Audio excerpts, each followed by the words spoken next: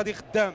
هذا هو الفرق، لان كتولي مجموعه من الاشياء. خصنا مراكز تكوين، ان مراكز تكوين، وشكون اللي يشتغل في مراكز التكوين؟ نعم، خصنا مراكز تكوين واللي يشتغلوا الناس مكونين كذلك. نعم يكونوا على وكل شيء يعرف ان مكون راه خاصو تكوين، وانت عارف هادشي محمود يا دراز. بالفعل، وهذا وحنا كنشوفوا على ان كاينين مكونين وكاينين اطر كفءه.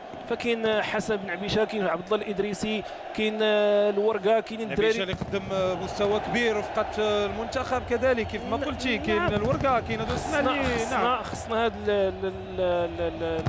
الاطر نتهلاو فيها، خصنا نعطيوها رواتب في المستوى حتى انها تشتغل باريحيه، ماشي نجيبوا اجانب ونعطيهم اموال طائله. ولكن عندما يتعلق الامر بالاطار الوطني فنقول هذا غير ولد البلاد نعطيو، لا بالعكس، فخصنا نعطيو، لان ما قام بحسن بن عبيشه حتى هو في مع الشبان، فعبد الله الادريسي كذلك تاهل لكاس العالم.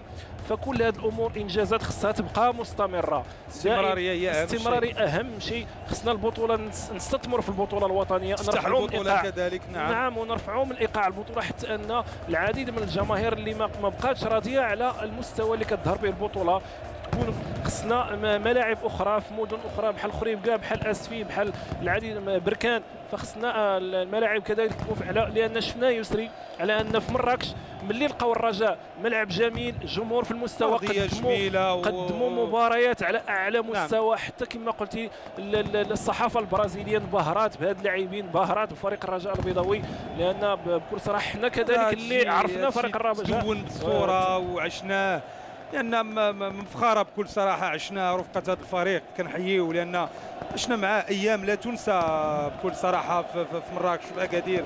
شفنا الجمهور المغربي من طنجه للقويره، شفنا الاحتفاليه، شفنا الصحافه العالميه كتسول.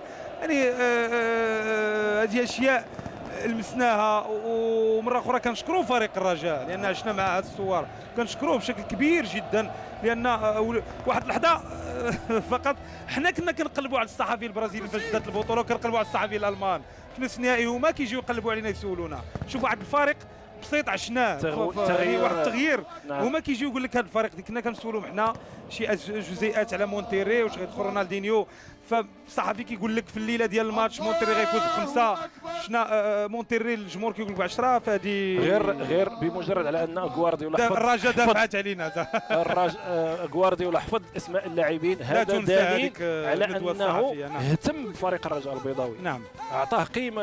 غوارديولا قال بالحرف ان لما تسجل الهدف الثاني ديال فريق الرجاء خرجت انا والفريق من اللعب وشفت جمهور مغربي وشعب، وقال لك انا غدا كنلعب مع فريق وشعب رجاوي وشعب مغربي، وبالتالي الماتش كبير. فهذا بيب غوارديولا اللي كنعرفوا ان، وانت كتعرف اكثر من اي واحد، ان في كورته الا كانت الكره ديالك راه ديالو، والا كانت الكره ديالو ما غتاخذهاش. بالفعل هذا غوارديولا 5 ثواني بالكثير كياخذ لك الكره فكيحرمك. فاكيد انه مدرب كبير، فمجرد انه حفظ اسماء بعض اللاعبين وعطى هذا كيعطي قيمه لهذا. ولكن تنشوف مجموعه الفايف ستار